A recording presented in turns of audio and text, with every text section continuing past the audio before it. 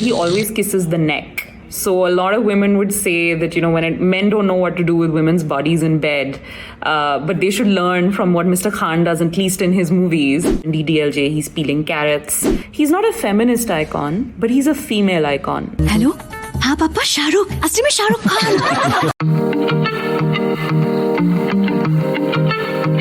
They love him for the comfort, entertainment, and fun that he's provided them. Amongst women, I heard his name, Shah Rukh's name, much more than I heard many other actors. I don't think anyone has embodied romance, a sort of alternative masculinity, right? A softer, kinder, more vulnerable masculinity in his films, in his interviews, in his songs, in his performances on stage as well, more than him. And there are so many stories I felt that about India and particularly Indian women as well that he could tell. And, he was our first post-liberalization superstar. He's ridiculously sexy, according to all the women that I spoke to. I contend that he's been making South Asian men feel inadequate since 1992.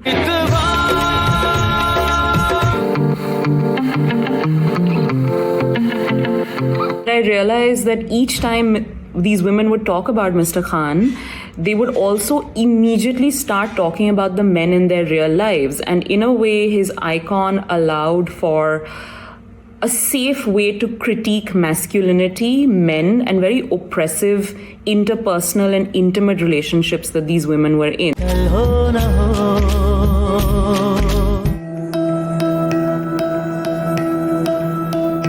One of the themes that's running through the book is it's because they feel so disappointed and unloved in their real lives that the fantasy of Mr. Khan starts to compensate for that. Everyone would always point to the fact that he speaks so well of womanhood. And in his interviews, in his movies, there's a kind of kindness, the way he speaks to women.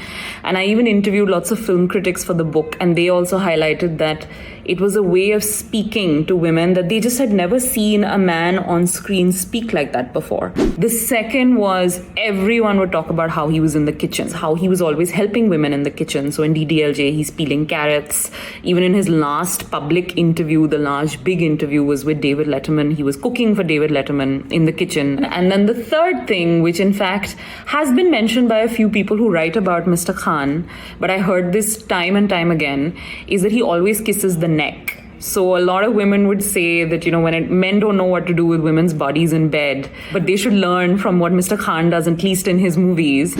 And then it should hardly be surprising to any of us that, we lap up this romantic feast of selflessness, right, that Mr. Khan's characters provide on screen. बड़े-बड़े देशों में ऐसी छोटी-छोटी बातें होती रहती हैं.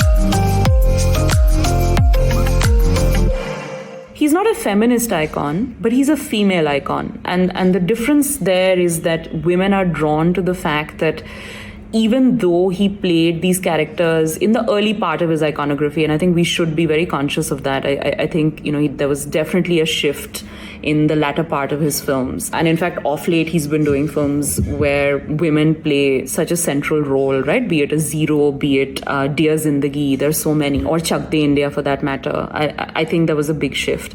I think women see him as a female icon for multiple reasons. One is, as I said, he speaks to women, he listens to women in the films. There's an acknowledging of female feelings. I think women really appreciated that. मैंने तो शुरुआत में ही कह दिया था, सारी ताकत, सारी दौलत, सारी फिल्म इंडस्ट्री पर हुकूमत, बस इतना सा ख्वाब है.